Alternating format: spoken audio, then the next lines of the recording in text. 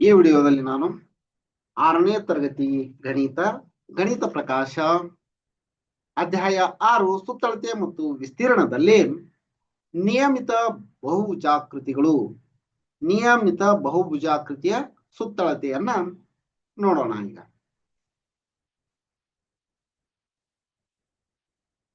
ನಿಯಮಿತ ಬಹುಭುಜಾಕೃತಿಯ ಸುತ್ತಳತೆ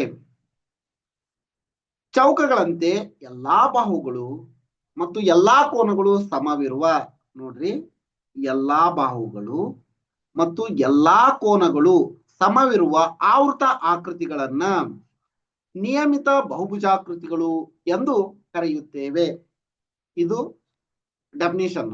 ಎಲ್ಲಾ ಬಾಹುಗಳು ಮತ್ತು ಎಲ್ಲಾ ಕೋನಗಳು ಸಮವಿರುವ ಆವೃತ ಆಕೃತಿಯನ್ನ ನಿಯಮಿತ ಬಹುಭುಜಾಕೃತಿ ಎಂದು ಕರೆಯುತ್ತಾರೆ. ಇದು ಡೆಫಿನಿಷನ್. ನಾವು ನಿಯಮಿತ ಬಹುಭುಜಾಕೃತಿಗಳ ಅನುಕ್ರಮವನ್ನ ಅಧ್ಯಾಯ 1ರಲ್ಲಿ ಆಕೃತಿ ಅನುಕ್ರಮ ಅಂದ್ರ ನೋಡಿವಿ. ಈಗ ಅಧ್ಯಾಯ 1ರೊಳಗ ಸ್ಟಾರ್ಟಿಂಗ್ ನಲ್ಲಿ ನೋಡಿವಿ ಇದನ್ನ. ಇದನ್ನ ನಿಮ್ಗೆ ಗೊತ್ತಿಲ್ಲ ಅಂತಂದ್ರ ನೀವು ನಮ್ಮ ಪ್ಲೇ ಲಿಸ್ಟ್ ನಲ್ಲಿ ಯಾವ್ದು ಇದೆ ಅಧ್ಯಾಯ 1 ನೋಡ್ರಿ. ನಿಯಮಿತ ಬಹುಭುಜಾಕೃತಿಗಳಿಗೆ ಉದಾಹರಣೆಗಳು: ಸಮಬಾಹು ತ್ರಿಭುಜ ಅಂದ್ರ ಎಲ್ಲಾ 3 ಬಾಹುಗಳು ಮತ್ತು ಎಲ್ಲಾ 3 ಕೋನಗಳು ಸಮವಾಗಿರುತ್ತವೆ. ಇದೇ ರೀತಿ ಚೌಕ. ಆನಂತರ ನಿಯಮಿತ ಪಂಚಭುಜಾಕೃತಿ ಅಂದ್ರ ಎಲ್ಲಾ ಬಾಹುಗಳು ಮತ್ತು ಎಲ್ಲಾ 5 ಕೋನಗಳು ಸಮವಾಗಿರುತ್ತವೆ. ಎಲ್ಲಾ ಬಾಹುಗಳು ಅಂದ್ರೆ ಇಲ್ಲಿ 5 ಬಾಹುಗಳು. ಅದಕ್ಕೆ ಪಂಚಭುಜಾಕೃತಿ ಅಂತ ಹೇಳ್ತಾರ. ಪಂಚಭುಜಾಕೃತಿ ಅಂದ್ರ 5 ಬಾಹುಗಳು 5 ಕೋನಗಳು ಸಮವಾಗಿರುವುದು. ಇಲ್ಲೊಂದು ನಿಯಮಿತ ಬಹುಭುಜಾಕೃತಿ ಐತಿ ನೋಡ್ರಿ. ಇದು ಒಂದು ನಿಯಮಿತ ಬಹುಭುಜಾಕೃತಿ. ಆಲ್ ಸೈಡ್ಸ್, ಇಲ್ಲೇ ಎಲ್ಲಾ ಬಾಹುಗಳು ಮತ್ತು ಎಲ್ಲಾ ಕೋನಗಳು ಸಮವಾಗಿವೆ ಈ ಆಕೃತಿಯಲ್ಲಿ. ಇನ್ನೊಂದ್ಸರಿ ನೋಡ್ರಿ.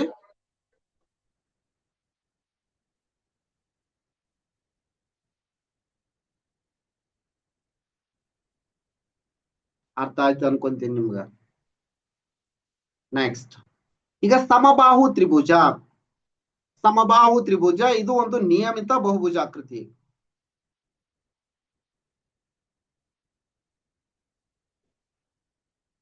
ಬಹುಭುಜಾಕೃತಿ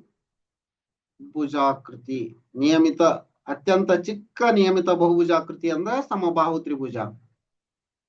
ಯಾವುದೇ ತ್ರಿಭುಜದ ಸುತ್ತಳತೆ ಅದರ ಎಲ್ಲಾ 3 ಬಾಹುಗಳ ಮೊತ್ತವಾಗಿರುತ್ತದೆ. ಇದು ನಮ್ಗೆ ಗೊತ್ತೈತಿ, ಹಿಂದಿನ ವಿಡಿಯೋದೊಳಗ ನೋಡಿವಿ ಇದನ್ನ. ಇದೇ ತಿಳುವಳಿಕೆಯಿಂದ ನಾವೇನ್ ಮಾಡ್ಬೋದು ಅಂದ್ರೆ ಸಮಬಾಹು ತ್ರಿಭುಜದ ಸುತ್ತಳತೆ AB plus BC plus CA ಅಂತ ಬರ್ತೀವಿ.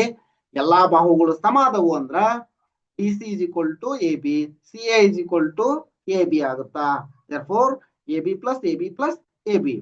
ಸಮಬಾಹು ತ್ರಿಭುಜದ ಸುತ್ತಳತೆ is equal to 3 into 1 ಬಾಹುವಿನ ಉದ್ದ. ಇದು ನಿಯಮಿತ ತ್ರಿಭುಜದ ಸುತ್ತಳತೆ ಅಥವಾ ಸಮಬಾಹು ತ್ರಿಭುಜದ ಸುತ್ತಳತೆ, ಈಕ್ವಿಲ್ಯಾಟರಲ್ ಟ್ರಯಾಂಗಲ್ ಪೆರಿಮೀಟರ್ ಅಂತಾನೆ ಹೇಳ್ಬೋದು ಇದಕ್ಕ. ನೆಕ್ಸ್ಟ್, ಇದೇ ರೀತಿ ನಾವು ಸ್ಕ್ವೇರ್ ಅಥವಾ ಇದಕ್ಕೇನಂತೀವಿ ಚೌಕ. ಚೌಕವನ್ನ ತಗೊಂಡಾಗ ಇದರ ಸುತ್ತಳತೆ, ಚೌಕದ ಸುತ್ತಳತೆ ನಮ್ಗೆ ಗೊತ್ತೈತಿ, ಎಲ್ಲಾ ಬಾಹುಗಳು ಮತ್ತು ಎಲ್ಲಾ ಕೋನಗಳು ಸಮವಾಗಿರ್ತವು. ಚೌಕದ ಸುತ್ತಳತೆ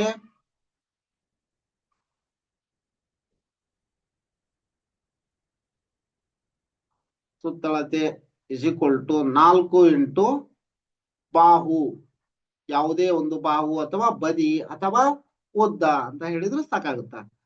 ಇನ್ನ ಪಂಚಭುಜಾಕೃತಿ.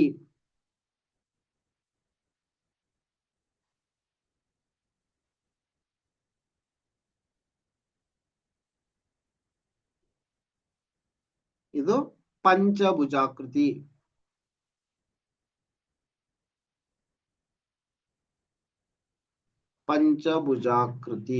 ನೋಡ್ರಿ, ಪಂಚಭುಜಾಕೃತಿಯ ಸುತ್ತಳತೆ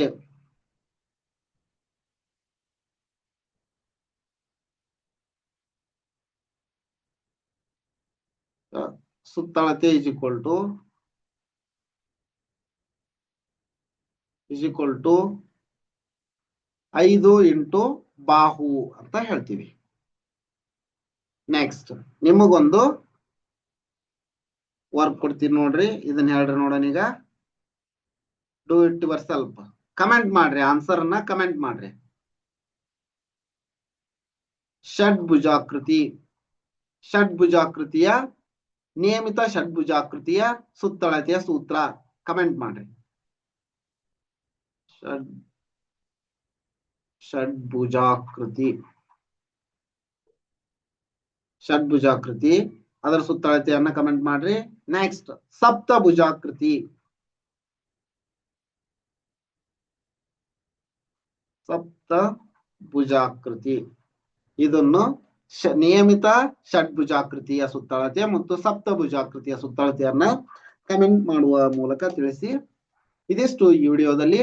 ಮುಂದಿನ ವಿಡಿಯೋದಲ್ಲಿ ವಿಸ್ತೀರ್ಣ ಅಂದ್ರೆ ಏನು, ಮತ್ತು ಆಯತ, ಚೌಕ, ತ್ರಿಭುಜದ ವಿಸ್ತೀರ್ಣವನ್ನ ಯಾವ ರೀತಿ ಕಂಡುಹಿಡಿಯಬೇಕು, ಮತ್ತ ಆ ಆಯತ ಮತ್ತು ತ್ರಿಭುಜದ ವಿಸ್ತೀರ್ಣ ನಡುವಿನ ಸಂಬಂಧ ಏನು ಎಂಬುದನ್ನ ಮುಂದಿನ ವಿಡಿಯೋದಲ್ಲಿ ನೋಡೋಣ.